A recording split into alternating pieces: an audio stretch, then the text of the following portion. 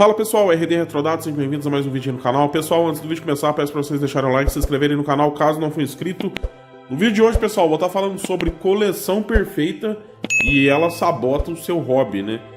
Vou falar algumas coisas aqui sobre a coleção perfeita. A coleção perfeita existe? O que é essa coleção perfeita? Vamos estar discutindo sobre isso nesse vídeo aqui. Então é isso, pessoal, antes do vídeo começar, likezão, se inscreve no canal. Quando a gente começa a colecionar, pessoal, a gente tem muitas pessoas de referência, né? A gente pega referência de vários lugares. Referência de coleção gringa, referência de alguma coleção grande que tem aqui no YouTube aí, de algum youtuber ou de alguma pessoa que fez vídeo. Referência aí do maior colecionador do Brasil. Referência de tudo quanto é coisa que você imaginar. A gente pega muita referência, né? Até para organização aqui. Isso é bacana até um certo ponto, porque querendo ou não, isso também ajuda, né? A gente ter uma referência ali de como é que a pessoa organiza, como é que a pessoa faz as coisas, já que essa pessoa que a gente tá pegando base aí para montar a coleção da gente já coleciona há um certo tempo, ela já passou por várias coisas, né?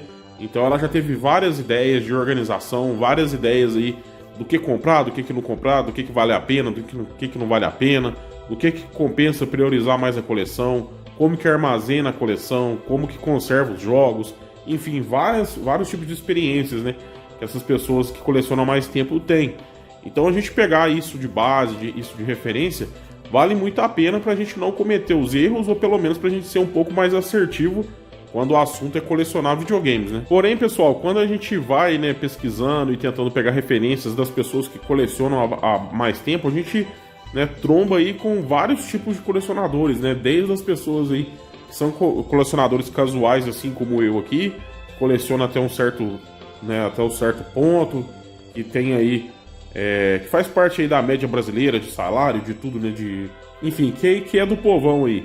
Só que a gente também se esbarra em coleções aí absurdas, né, coleções de pessoas milionárias, né, então nisso aí a gente pode, né, entrar aí numa cilada em algumas coisas meio ruins, né? Quanto mais a gente coleciona, mais a gente vai ficando chato, pessoal. Mais a gente vai colocando algumas barreiras aí que podem atrapalhar o nosso próprio hobby, né? E isso a gente começa a colocar algumas obrigações, algumas coisas que são imutáveis, né, na coleção da gente. Porém, esses parâmetros que a gente coloca como imutável na coleção é tudo coisas da cabeça da gente, né? Que ninguém... coleção não tem uma regra em específico, né? Tem os caminhos aí que a gente fala sempre para estar facilitando e tal, mas não tem uma regra em específico, né? Então, colecionar é bem subjetivo, né? Então cada um coleciona o que quiser, da maneira que quiser. Então a gente começa a colocar umas regras, né? Algumas coisas que são imutáveis, mas isso é tudo fruto da nossa mente, né? Porque esses parâmetros e essas regras não existem. E alguma dessas regras que a gente cria é sobre a coleção perfeita, né? Às vezes você coloca algumas regras aí que acaba complicando o seu hobby, acaba deixando o seu hobby não ser mais prazeroso e acaba fazendo ser um hobby difícil de seguir, né? Às vezes por condição financeira, às vezes por questão de espaço onde você vive, não comporta, né, o que você está imaginando na sua mente. E começa a dificultar demais, cara, e aquilo acaba virando um sofrimento, na verdade, né? Então, algo que era para ser prazeroso acaba virando uma coisa ruim, né? E essas regras, esses parâmetros, é tudo fruto da nossa cabeça, né? Tudo fruto da nossa imaginação. Como eu disse, não existe regra para colecionar, né? Você pode colecionar o que você quiser, da maneira que você quiser, né? Então, essas regras aí, às vezes, dependendo do contexto, ela pode acabar mais prejudicando do que ajudando. Então eu vou dar um exemplo aqui, né, de algumas regras aí que podem, né, às vezes estar mais atrapalhando do que ajudando. Um exemplo: eu vou colecionar só o jogo Cibi de Super Nintendo. Então eu só aceito o jogo se ele for com caixa, com manual, né, completo, na caixa, tudo certinho. E eu só aceito o jogo assim. Então todos os outros jogos você meio que exclui, né? Então, se for um jogo luz, se for qualquer outro tipo de jogo que não entra nesses critérios que você criou. Então, às vezes o jogo tá com caixa, tá com cartucho, tá sem manual. Então você não aceita. Então, essa é um tipo de regra. Um outro tipo de regra, o jogo pode ser luz, mas tem que ser original, né? E tem que estar com a label original e em boas condições. Então isso aí é mais uma regra. Então, você vai aceitar incluir jogos luz na sua coleção, porém eles têm que ser originais, né, com a label boa, em bom estado, né? Isso aí você já descarta os jogos réplica, né? A gente ter esses parâmetros aí é bom, pessoal. A gente criar essas regras mentais aí para a coleção da gente é uma coisa boa, que você não fica perdido, né? Você não fica dando tiro para tudo quanto é lado. Você sabe realmente o que você quer. Porém, esses parâmetros a gente tem que analisar antes de colocar essas regras mentais para a coleção da gente. A gente tem que analisar e ver se isso faz sentido no mundo real, né? Se isso faz sentido e se aplica para nossa coleção, para nossa vida, né? Para nossa condição financeira, para onde a gente mora, para o espaço que a gente vai colocar essa coleção, né? A gente tem que ver se tudo isso se encaixa à nossa realidade, né? Se esses parâmetros que eu estou colocando, se eles são, né? Se eles casam aí com a realidade que a gente vive, né? Então, eu não posso colocar parâmetros aqui de coisas impossíveis de eu conseguir seguir, né? A mesma coisa de eu chegar aqui e colocar um parâmetro. Eu vou colecionar jogo do Super Nintendo Cibi.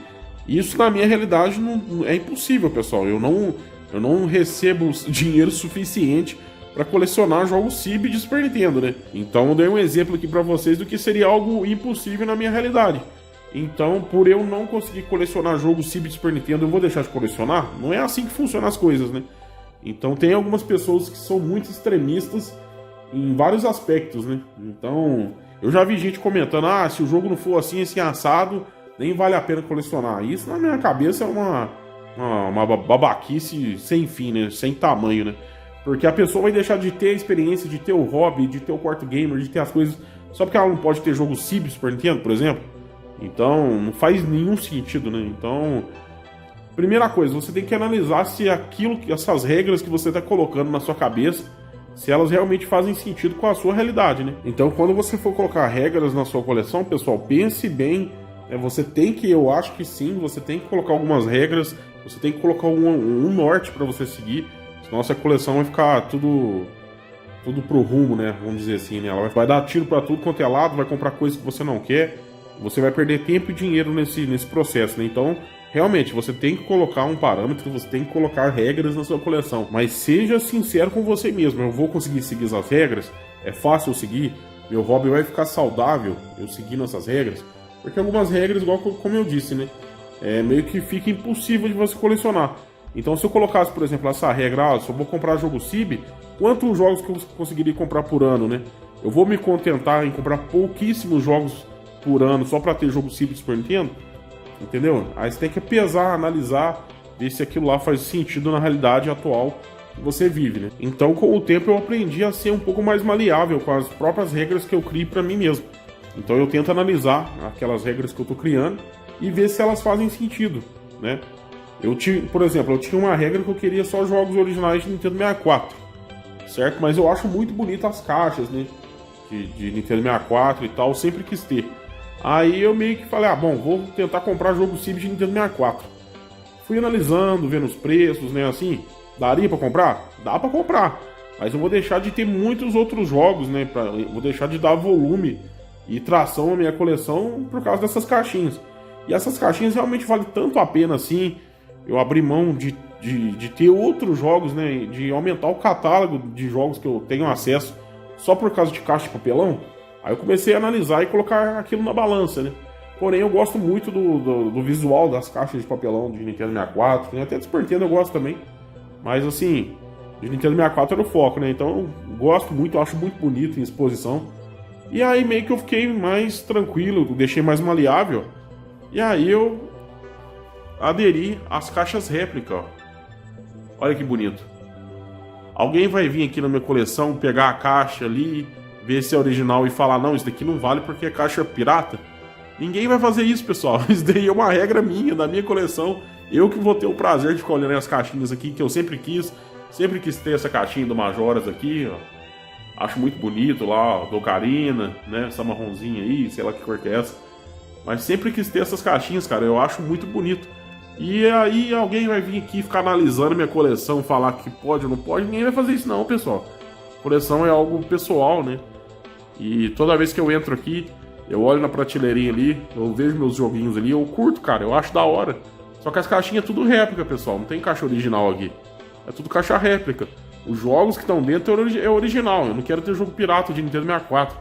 Mas as caixinhas são tudo réplica, ó. e ficou bonito, cara, ficou do jeito que eu queria. Então eu comecei a ser um pouco mais maleável com essas questões, porque a gente tem que ver se aquilo faz jus, né? Se faz sentido na nossa realidade, né? Então, pra mim ali, comprar os jogos originais ali e as caixinhas réplica, dá pra me fazer, eu tenho espaço pra isso, fica bonito, eu vou ter o prazer de olhar os jogos ali, porque realmente as fitas ali, vamos supor, as fitas, na minha visão aqui, tudo empilhadinho ali, eu ia saber que eu tenho um jogo, né? Mas assim, eu quero ter um impacto visual de lembrar que eu tenho aquele jogo, né? Então toda ela exposta ali na prateleira, toda vez que eu chego, eu olho ali, nossa, ali, Zeldinha ali, foda, né, cara? Dá até vontade de pegar aí pra jogar. Então eu acho as caixinhas muito bonitas, muito bem feitas, e ela dá um visual bacana assim. Então a gente tem que ser um pouco mais maleável com as coisas, né? Até com as próprias regras, porque o hobby tem que ser uma coisa saudável, ele tem que ser uma coisa prazerosa. E eu ia deixar de ter prazer ali, de não ter o negócio que eu queria só porque a caixa não é original. Então, acho uma grande bobagem, né? Eu gosto muito de chegar e ver a caixinha ali. Eu nem lembro se ela é pirata ou não, mas eu tô vendo que tem um jogo.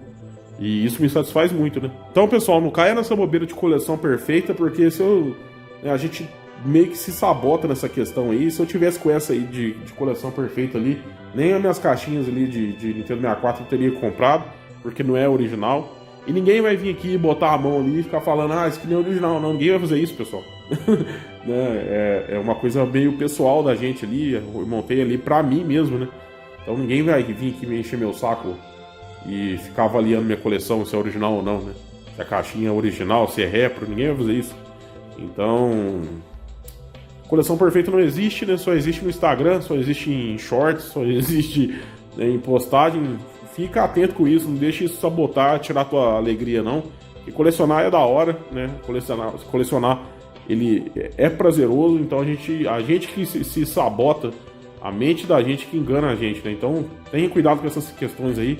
Coloque regras aí na sua coleção, sim, mas regras que você consegue seguir, regras que você consegue adaptar para sua vida aí, beleza, meus amigos? Então o vídeo foi esse. Espero ter gostado. Se gostou, não se esquece, deixa o like, se inscreve no canal. Obrigado mais uma vez, tamo juntos e até o próximo vídeo. Valeu!